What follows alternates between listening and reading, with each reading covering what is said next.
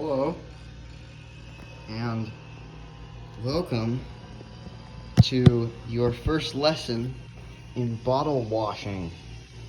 So, there are some places where you can dig up bottles in like old forests owned by farmers or people who just have land. You can find all kinds of stuff. I like putting root beer in these, my root beer. This is a water bottle when they were made out of glass, and molasses caps fit these. This is a perfume bottle. It's got a limiter in it, so I can't really use sand to wash, but it's Avon, whatever that means. You can find mason jars, but sometimes they'll bust because they got like cracks in them. And then there are these two different kinds of like vials. So they're called Sani glass, which is kind of weird. They're measured in like 3 in cubic centimeters, which is kind of weird.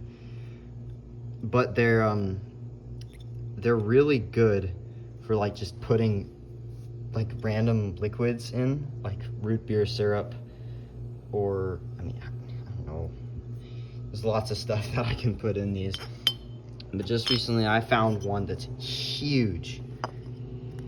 This thing is huge. It's ginormous. I wish I could have something to scale. All I can do is just my hand.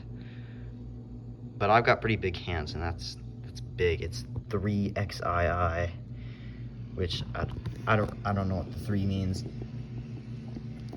And then I found these.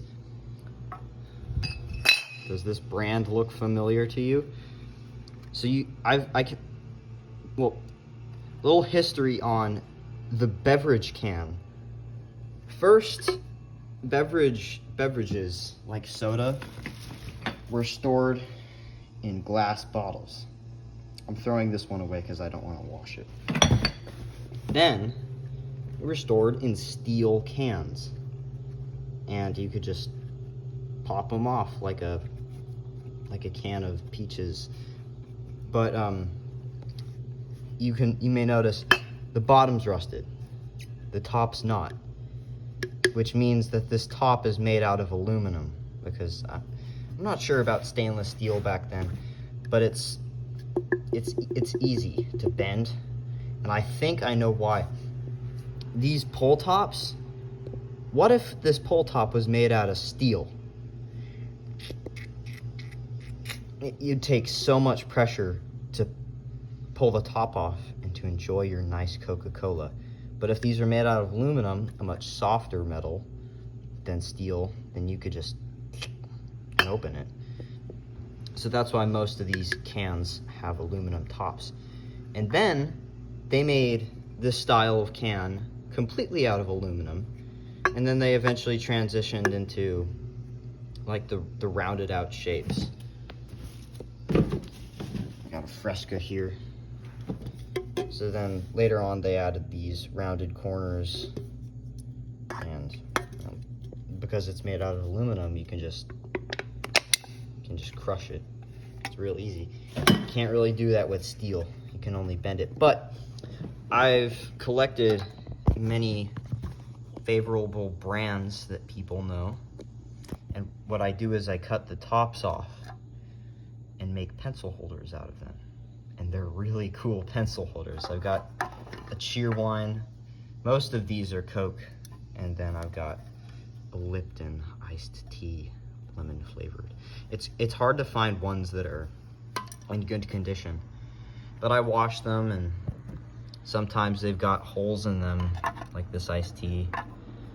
One of these cans, yeah, like that.